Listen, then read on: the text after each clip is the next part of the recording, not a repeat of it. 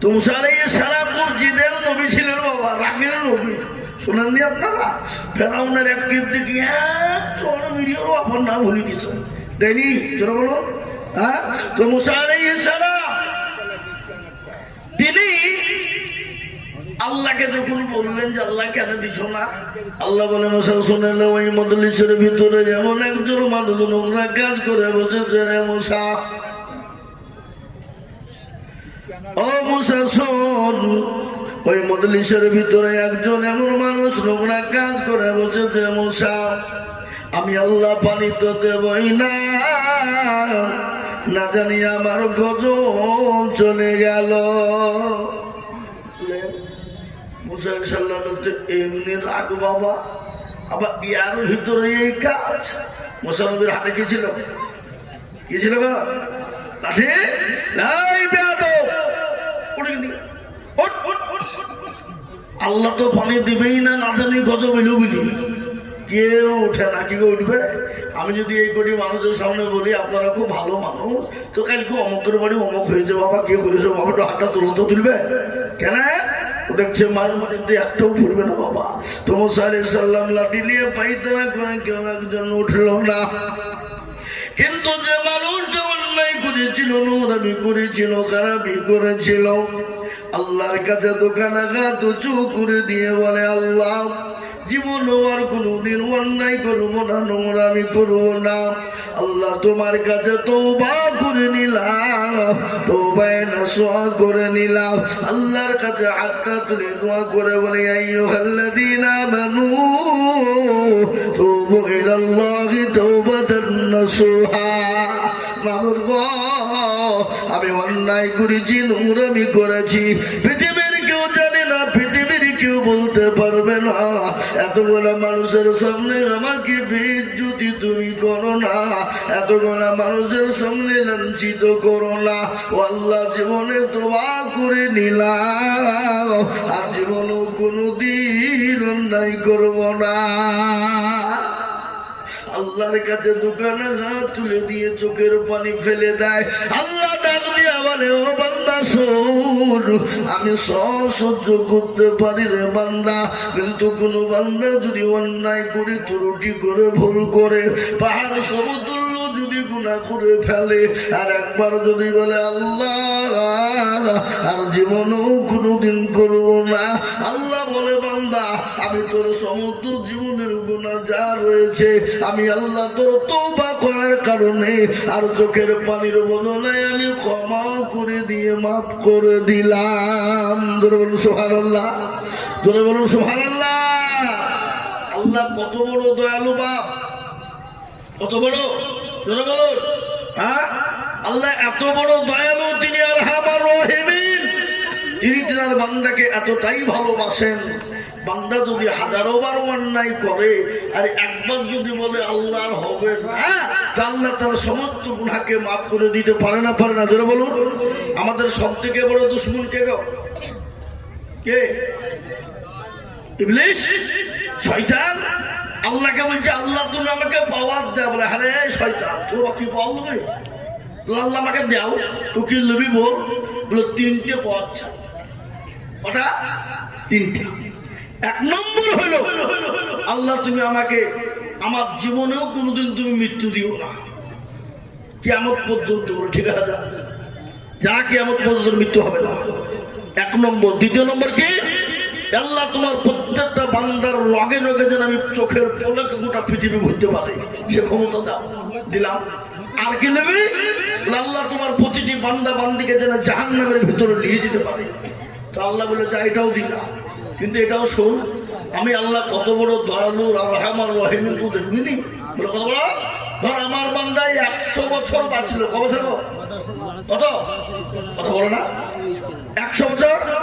100-র মধ্যে 99 বছর গুনাহ করলো, থাকলো ক মাস? ক বছর থাকলো? 1 বছর। 1 বছরের মধ্যে বাপজি 11 মাস গুনাহ করলো, থাকলো ক মাস? 1 মাস। 1 মাসের মধ্যে 29 দিন গুনাহ করলো, থাকলো 1 দিনের মধ্যে 23 ঘন্টা গুনাহ করলো, থাকলো ক ঘন্টা? 1 ঘন্টা। 1 ঘন্টায় যদি বলে আল্লাহ আর জীবনেও কোনোদিন করবো না, আর জীবনেও হবে না, তো আল্লাহ বলছে যা তোর 99 বছর 11 মাস 29 দিন 23 ঘন্টার গুনাহ আমি আল্লাহ 1 ঘন্টায় ক্ষমা করে দিলাম। জোরে বলুন সুবহানাল্লাহ, জোরে বলুন না সুবহানাল্লাহ। শয়তান এরকম গিরিমাতে হাত দিয়ে বলছে আল্লাহ এত গুনাহ করলো আর তুমি 1 ঘন্টায় ক্ষমা করে দিলি। হ্যাঁ, আল্লাহ বলছে এই শয়তান আমি ক্ষমা করবো না তো তুই করবে? হ্যাঁ, সে আল্লাহ কাজকে মুসলমান চিনে, সে আল্লাহ কাজ মানুষ চিনে, সে আল্লাহ কাজ মুসলমান যদি চিনত সেই মুসলমানদের আজকে দুর্দিন হতো। আজকে বলুন তো মুসলমানদের দুর্দিন না সুদিন? কথা বলেন না কেন? আজকে দুর্দিন। যেন কোনো প্রকারে কায়দা কৌশল করে বাবজি মুসলমানদেরকে কিভাবে ফাঁসাবো, কি করে দেশ থেকে তাড়বো, কি করে মুসলমানদের মসজিদ মাদ্রাসা দখল করব, কোরআনকে শেষ করব, এ চিন্তাধারা ভাবনা বাবা, ঠিক না? বেরিয়ে চলে বলুন। হ্যাঁ, কিন্তু মুসলমানকে দেশ থেকে তাড়াবো, বের করে দিব, এই দেশটা তাদের বাপের লয় বাবা, এটা হলো মুসলমানদের দেশ। তার কারণ আমি আপনাদেরকে বলে দিই, মুসলমানরা এমনি এমনি দেশে আসেনি। পৃথিবীর সর্বশ্রেষ্ঠ মানব, যিনি পৃথিবীর সর্বপ্রথম মানুষ, প্রথম নবী, কি নাম গো? কি নাম?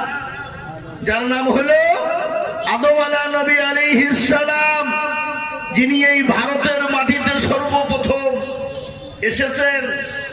আর আমরা তারই আওলাদ বাবা। হ্যাঁ, আছে না? করে না আল্লাহ বলেছে। অথচ আমাদের কাজকে বুঝি ওদের কোনো ডকুমেন্টস নাই, ভারতে ওরা থাকতে পাবে না, এটা আমাদের হিন্দু রাষ্ট্র। তোর বাপের রাষ্ট্র এটা, মুসলমানদের রাষ্ট্র এটা, মুসলমানদের দেশ এটা। অত সহজ নয় আমাদেরকে ফুদিবার আমরা উড়ে যাব, সহজ নয়। আমাদের কি ডকুমেন্টস নিবা তোমরা? আজকে তোমাদের কায়দা কৌশল করে এশায়ের করে লেগেছ মুসলমানকে বের করবো বলি, কিন্তু কেচে খুঁড়তে গিয়ে বাবজি কেউ উঠে বেরিয়ে গেছে। শুনেছেন আপনারা? সেদিন আমি বলে গেছি এখানে 54 লক্ষ মানুষের ভিতরে 44 লক্ষ ওরা, হ্যাঁ, 10 লক্ষের ভিতরে বিদেশি, স্বদেশি, এদেশি, উদেশি, অমক তমক দিয়ে 10 লক্ষ মুসলমান দিয়ে বাবা, তার মধ্যে মুসলমানদের ওর ভিতরে সঠিক কাগজ আছে। আমাদের একটু ভুল আছে। কিরকম? আমাদের যখন মেয়েরা জন্ম নেয় তখন আমরা বলি আমিনা খাতুন, বিয়ে হয়ে গেলে বলি আমিনা বিবি, স্বামী মরে গেলে বলি আমিনা দেওয়া। ঠিক, এটা হয়েছে না? হয় না? ধরে বলুন। এইরকম ভুল ভ্রান্তিতে হয়তো কিছু মান গেছে, কিন্তু আমাদের সঠিকভাবে যদি ভাবছি ডকুমেন্টস দিয়ে যদি ফাইসালা করে, আল্লাহর রহমত করম আমি আপনাদেরকে বলে দিয়ে যাচ্ছি, হয়তো 100তে 1টা দিকে 2টো বেরোতে পারে। তাছাড়া আমাদের ডকুমেন্টস কি নিবে তারা? আমাদের কাগজ দিয়ে নয়, আমাদের ভারতেই যে জন্ম, আমাদের বাপ দাদা, তার দাদা, তার দাদার যদি ডকুমেন্টস চাই আমরা দিতে পারবো না? পারবো না? জোরে বলুন। যদি বলেন কি করে দিবেন গো? আছে প্রমাণ। প্রমাণটা কি? আমাদের তার দাদাকে আমরা তো এই দেশে মাটি দিয়েছি। কি দিয়েছি না দিইনি? কবর দিয়েছি কিনা? কবরকে খনন করে তাদের হাড়গুলাকে গুছিয়ে তুলি মেশিন দিয়ে ভালো করে রিসার্চ করে যদি দেখি এরা কোন দেশের লোক, পাওয়া যাবে না? যাবে না? কিন্তু আমরা যদি এটাকে ঘুরিয়ে বলি তো তোদের কি আছে দেখা? তোদের তো শেষ। তোরা তো আগুন দিয়ে জ্বালিয়ে পুড়িয়ে সব ছাই করে ফেলেছিস। কি বলছেন আপনারা? বলুন, আছে কিছু? হ্যাঁ, আজকে মুসলমানদেরকে দেশ থেকে তাড়াবা, আজকে মুসলমানদেরকে বের করবা, আজকে মুসলমানরা বিদেশি। আদবানির বাড়ি হলো পাকিস্তান, ইন্ডিয়া এসে হলো স্বদেশী। হ্যাঁ, অটল বিহারের বাড়ি হলো পাকিস্তান, ভারতে এসে হলো স্বদেশী। সোনিয়া গান্ধীর বাড়ি হলো ইটালি, ইন্ডিয়া এসে হয়ে গেল স্বদেশী। জ্যোতিবাবুর বাড়ি হলো বাংলাদেশ, ভারতে এসে হলো স্বদেশী। বুদ্ধবাবুর বাড়ি হলো বাংলাদেশ, ইন্ডিয়া এসে হলো স্বদেশী। মিঠুন চক্রবর্তীর বাড়ি হলো বাংলাদেশ, ভারতে এসে হলো স্বদেশী। অধীর রঞ্জন চৌধুরীর বাড়ি হলো বাংলাদেশ, ইন্ডিয়া এসে হলো স্বদেশী। প্রণব বাবুর বাড়ি হলো বাংলাদেশ। বাংলাদেশ, ভারতে এসে হলো স্বদেশী, বিমান বসুর বাড়ি হলো বাংলাদেশ, ইন্ডিয়া এসে হয়ে গেল স্বদেশী, আর আমরা ইন্ডিয়াতে জন্ম নিয়ে আমরা হইলাম বিদেশি। হ্যাঁ, সিংহরার ভিতরে আলু ঢুকলো কি করে বাবা? এ বাবা, আলু ঢুকলো কি করে? এর ভিতরে গোলমাল আছে না নাই চলো বলুন। কিন্তু শোনেলেন, এটাও জানিয়ে দিয়ে যায়, ভারতবর্ষের মুসলমানরা ভিখারি নয় বাবা। কি ভিখারি? কথা বলেন, মুসলমানদের কি নাই? এখানে যদি আমরা তোমাদেরকে প্রশ্ন করি, তোমাদের কি আছে বলো? কি দেখাবো বলো? তোমরা একটা জিনিস তৈরি করলে, মুসলমানদের বাবরিকে ভেঙে দিলে, ভেঙে দিয়ে তোমরা রাম মন্দির তৈরি করলে, কজন মানুষ দেখতে যায়, কজন মানুষ টিকিট কেটে দেখে। আর মুসলমানদের একটা কবর আছে দিল্লি আগ্রাতে, কি জায়গাটার নাম কি গো? তাজমহল, যেখানে প্রতিদিন লাখ লাখ টাকা ইনকাম, বছরে কোটি কোটি টাকা ইনকাম, ওটা মুসলমানদের দেওয়া, ওটা তোমরা ভোগ করো।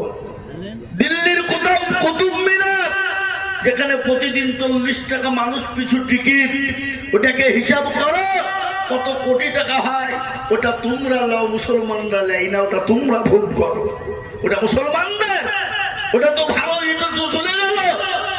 রাজস্থানে আজমির শরীফ, যেখানে গরিবে খাজা মাইনুদ্দিন চিশতি রহমাতুল্লাহ আলাইহি যেখানে শুয়ে আছেন, সেখানে কোটি কোটি টাকা ইনকাম হয়, কেন্দ্রীয় সরকার ভোগ করে, ওটা মুসলমানরা লাই না, ওটা আপনারাই ভোগ করেছেন। পশ্চিম বাংলার মাটিতে আমার মুর্শিদাবাদ জেলা হাজারদুয়ারি নবাব সিরাজউদ্দৌলা তৈরি করে দিয়ে গেছেন, সেখানে কোটি কোটি টাকা ইনকাম হয়।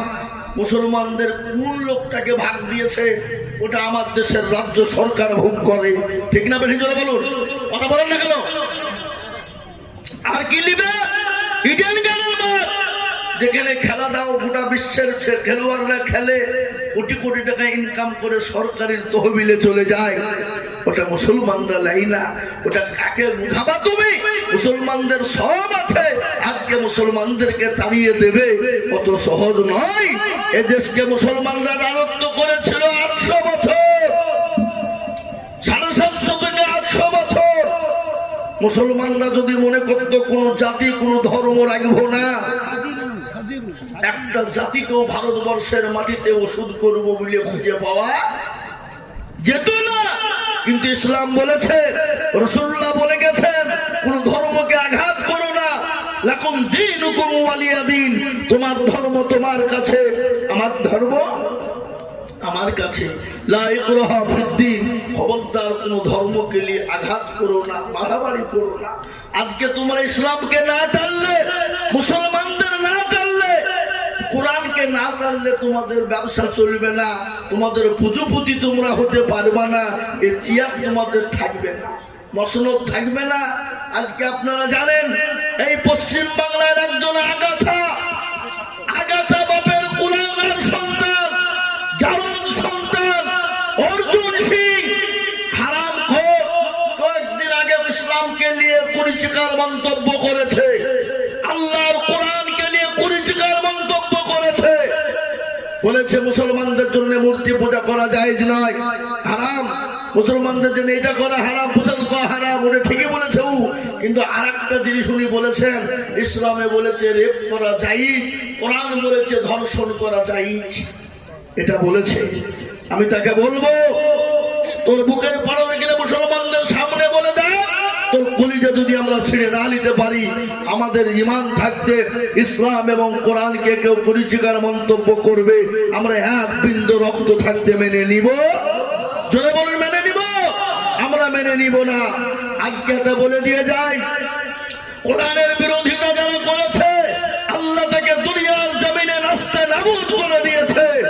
দিল্লির জমিনে অসীম রেজা কোরআনের বিপক্ষে বলেছিল 26টা কোরআনের ভুল রয়েছে, সুপ্রিম কোর্টে আপিল করেছিল, সুপ্রিম কোর্টে বলেছিল 26টা কোরআনের আয়াতকে বাদ দিতে হবে। উলামায়ে কেরামদের নেতৃত্বে, উলামায়ে দেওবন্দের নেতৃত্বে, জমিয়তে উলামা হিন্দের নেতৃত্বে সুপ্রিম কোর্টে ইনারাও আপিল করলেন, কোরআনের ভিতর থেকে একটা ভুল কেউ দেখাতে পারবে না। কারো বাপের ক্ষমতা নেই। ওই অসীম রেজা কেন? অসীম রেজার 14 পুরুষও দেখাতে পারবে না। এ সুতরাং কোরআন নিয়ে যে মাতাব্বরি করবে, আমরা মুসলমানরা এক বিন্দু রক্ত থাকতেও ছেড়ে দিব না। সেই অসীম রেজাকে কেউ চিনতে পারে নাই, তার নাম নিশানা মিটে গেছে। আজকে তাকে ঘর থেকে বেরোতে দেয় না। বুকের পাটা থাকলে বেরিয়ে দেখা। আজকে কোরআন নিয়ে বিরোধী করবি, কিন্তু শুনেলেন মুসলমান দরদি, আজকে খালি নয়, যুগ যুগ ধরে ইসলামের বিরোধিতা হয়ে আসছে, কোরআনের বিরোধিতা হয়ে আসছে, মুসলমানদের বিরোধী হয়ে আসছে। ইসলামকে মিটাতে পারেনি, কোরআনকে মিটাতে পারেনি, মুসলমানদের মিটাতে পারবে না, কিয়ামত পর্যন্ত পারবে না। একটু চিল্লিয়ে বলুন ইনশাআল্লাহ, একটু চিল্লিয়ে বলুন ইনশাআল্লাহ। এই কোরআনের মালিককে আল্লাহ নিজেই বলেছেন, ইন্না লাহনু নাযালনা যিকরা ওয়া ইন্না লাহু লাহাফিজুন। আল্লাহ বলেন কোরআনের মালিক আমি আল্লাহ। পৃথিবীর জমিনে কেউ যদি হেফাজত না করে, আমি আল্লাহ কোরআনের মালিক। এই কোরআনের দায়িত্ব আমি আল্লাহ নিলাম। এই কোরআনের হেফাজত আমি আল্লাহ কি দিয়ে কিভাবে করব, আমি আল্লাহ ছাড়া পৃথিবীর কেউ বলতে পারবে না। হ্যাঁ মুসলমান দরদি, এই কোরআনকে মিটিয়ে দিয়েছিল, মিটিয়ে দিতে চেয়েছিল আবু জেহেল, আবু লাহাব, উতবা, সাইবা মিটিয়ে দিতে চেয়েছিল, রসুলকে মিটিয়ে দিতে চেয়েছিল। আল্লাহ জানিয়ে দিয়ে বলেন, নবী গো, আজকে যারা আপনাকে মিটিয়ে দিতে চায়, যারা কোরআনকে মিটিয়ে দিতে চায়, আমি আল্লাহ তাদেরকে মিটিয়ে দিব। তাদের নাম নিশানা লাওয়ার মতন কোন লোক থাকবে না। মুসলমান, আজকে বলুন তো কোন জাতি কোন ধর্মের মানুষ আছে আবু জেহেল ছেলের নাম রাখে না, ফেরাউন রাখে না, নমরুদ রাখে না? মুসলমান, তারা জানে পৃথিবীর জমিনে 1 নম্বর শয়তান ছিল এরা। এই জন্য আজকে অন্য জাতির এত কষ্ট হয়েছে বাবা। তাই আমি আপনাদেরকে বলবো, বাপ ও দরদি মুসলমান আল্লাহ ওয়ালারা, ও ঈমানওয়ালা কলবাওয়ালারা, এ কোরআন ছিল, আছে, আগামী তো থাকবে ইনশাআল্লাহ। কেউ শেষ করতে পারবে না, কারো বাপের ক্ষমতা নাই। জোরে বলুন আরেকবার ইনশাআল্লাহ। এ মুসলমান, এ কোরআনের জন্য সাহাবায়ে কেরামরা মার খেয়েছেন, বিবিকে বিয়ে করে দিয়েছেন, সন্তানকে ইতিম করে দিয়েছেন, এমনকি প্যারা নবী পর্যন্ত তাইফের ময়দানে রক্ত দিয়েছেন, উহুদের প্রান্তে দান্দার মোবারক শহীদ করেছেন, বদরের প্রান্তে মার খেয়েছেন। আল্লাহ নবী কোরআনের জন্য কলেমার দাওয়াত দিতে গিয়ে তাইফের ময়দানে রাসূলুল্লাহর উপর এত অত্যাচার করা হলো, এত অত্যাচার জুলুম হলো, নবীর উপর স্টিম রুলার চালানো হলো। আল্লাহ বলে, নবী গো, আপনি কোনো টেনশন করবেন না গো রাসূলুল্লাহ, আমি আল্লাহ রয়েছি, আপনাকে মক্কা জমিনে থাকতে হবে না। মক্কার জমিনে আপনাকে থাকা লাগবে না। এই মুহূর্তে আপনি মক্কা ছেড়ে মদিনার পথে চলে যান। রাসূলুল্লাহ মক্কা ছেড়ে মদিনার পথে যাবেন। কাফের বেঈমানরা নবীকে যেতে দেবে না, নবীকে রেগে মেরে দিবে, নবীকে শেষ করে দিবে। কিন্তু বলুন তো, মারনেওয়ালাকে, একটু জোরে বলুন, জিন্দা রাখনেওয়ালাকে আল্লাহ যদি কাউকে মারে, পৃথিবীর কেউ তাকে বাঁচাতে পারে? আর আল্লাহ যাকে বাঁচিয়ে রাখবে, পৃথিবীর কেউ তাকে মেরে দিতে পারবে না। ইজ্জতের মালিক আল্লাহ, বেইজ্জতির মালিক আল্লাহ, মেরে দেওয়ার মালিক আল্লাহ, বাঁচিয়ে রাখার মালিক আল্লাহ। এই দেখেন কোরআন, করুন আল্লাহর কোরআন বলেছে, বাবা কুলিল্লাহুম্মা মালিকাল মুলক তুতিল মুলকা মান তাশা ওয়া তানজিউল মুলকা মিম্মান তাশা ওয়া তুইজ্জু মান তাশা ওয়া তুজিল্লু মান তাশা বিয়াদিকাল খায়র ইন্নাকা আলা কুল্লি শাইইন কাদির। এ বাবা, সবের মালিক কে? জোরে বলুন। ইজ্জত বেইজ্জতের মালিক, সম্পদ দেওয়ার মালিক, কেড়ে নেওয়ার মালিক কে? আজকে যারা মসনদে পেয়ে বাবা দাঙ্গা ফাসাদ বিপদ লাগিয়ে রেখেছে, এই মসনদ সেকেন্ডও টাইম লাগবে কেড়ে নিতে। আল্লাহ যদি বলে হয়ে যা, হয়ে যাবে। আল্লাহ যদি বলে কোন ভায়া কোন, শেষ। রাজ্য মান সিংহাসন সবই করি দান। কবি বলে রাজ্য মান সিংহাসন সবই করি দান, সাগর সাই কেড়ে নিয়ে ফকির বানান। বাচ্চাকে ফকির করে ফরকে করে দান, ভাঙা গড়ার পৃথিবীতে কত হাজার টাকা কত জনে লয়, সারাদিন কেটে কেহ অনাহারে রয়, কেহ বা হাজার টাকা পায় বিনা মাহিনাতে, আর কেহ বা ঘোড়ার গাছ কাটে পেটে ভাতে। এ মুসলমান দরদি, ইজ্জত বিজ্জুতির মালিক আল্লাহ, সম্পদ দেওয়ার মালিক আল্লাহ, কেড়ে নেওয়ার মালিক আল্লাহ, মারনে ওয়ালা আল্লাহ, জিন্দা রাখনে ওয়ালা আল্লাহ।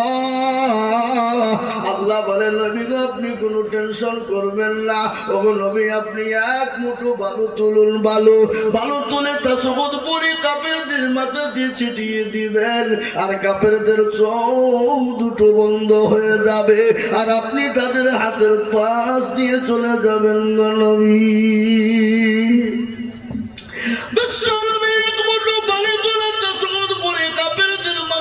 ছিটিয়ে দিলেন, কাফেরদের চোখ দুটো বন্ধ হয়ে গেল। আল্লাহ জানিয়ে দিয়ে বলেন নবী গো আপনি নিক্ষেপ করলেন, আমি আল্লাহ বন্ধ করে দিলাম। ওয়ামা রামাইতা ইয রামাইতা ওয়ালাকিন্নাল্লাহ রামা। নবী গো আপনি বালি নিক্ষেপ করে দিলেন, আর আমি আল্লাহ তাদের চোখ দুটো বন্ধ করে দিলাম। ও রাসূলুল্লাহ আপনি চলে যান। ও মুসলমান নবী রাস্তায় যাবে, কত বাধা কত বিপদ রে বাবা, কত আছে না? এ বাবা আছে না নাই? আজ নবী গো আমার বানায়া বাজার, হিজরত করিয়া চলেন মদিনায়। আজ নবী গো আমার ঘরায়া বাজার, শুয়ে আছে সোনার মদিনায়। আব্দুল্লাহ বিশ্ব হতে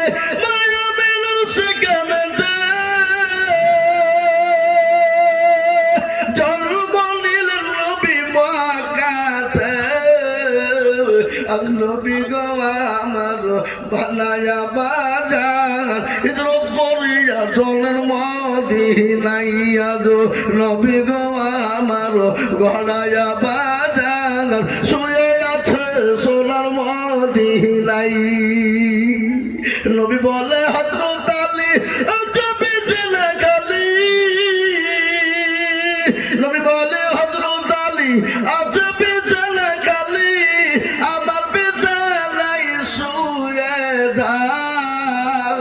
আজ নবী গো আমার ঘরায়া বাজার, হিজরত করিয়া চলেন মদিনায়। আজ নবী গো আমার বানায়া বাজার, শুয়ে আছে সোনার মদিনায়। ওই নবীর নামে দরুদ পড়িলে, ওই নবীর নামে দরুদ পড়িলে, আমি তো যুগনি ভেজায়।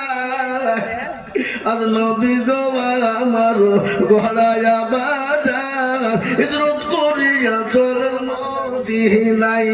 আজ নবী গো আমার বানায়া বাজার, শুয়ে আছে সোনার মদিনায়। ও মুসলমান দরদি আমার ভাইরা, আল্লাহ নবী মক্কা ছেড়ে মদিনার পথে যাবেন। হযরতে আবু বকরের কাছে গেলেন, আবু বকরকে ডাক দিয়ে বলে আবু বকর।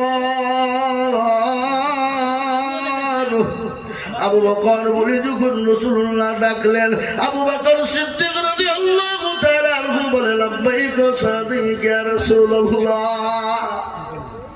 নবী বলে আবু বকর গো তুমি কি ঘুমাও নাই? বলে ইয়া রাসূলুল্লাহ, আপনার পায়ের তলে আমার জীবনটা কুরবানি হয়ে যাক গো নবী।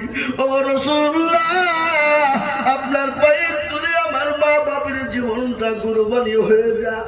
রাসূল গো, আপনি যেদিন থেকে বলেছেন মক্কা ছেড়ে মদিনায় যেতে হবে, ও আবু রাসূলুল্লাহ, আমি আবু বকর সেদিন থেকে একটা মিনিটের জন্য বিছানায় ঘুমাই নাই। মুসলমান মহব্বত কাকে বলে? ভালোবাসা কাকে বলে? রাসূলের প্রেমিক কাকে বলে? রাসূলের জন্য জীবন দেওয়ার জন্য মুসলমান না তৈরি।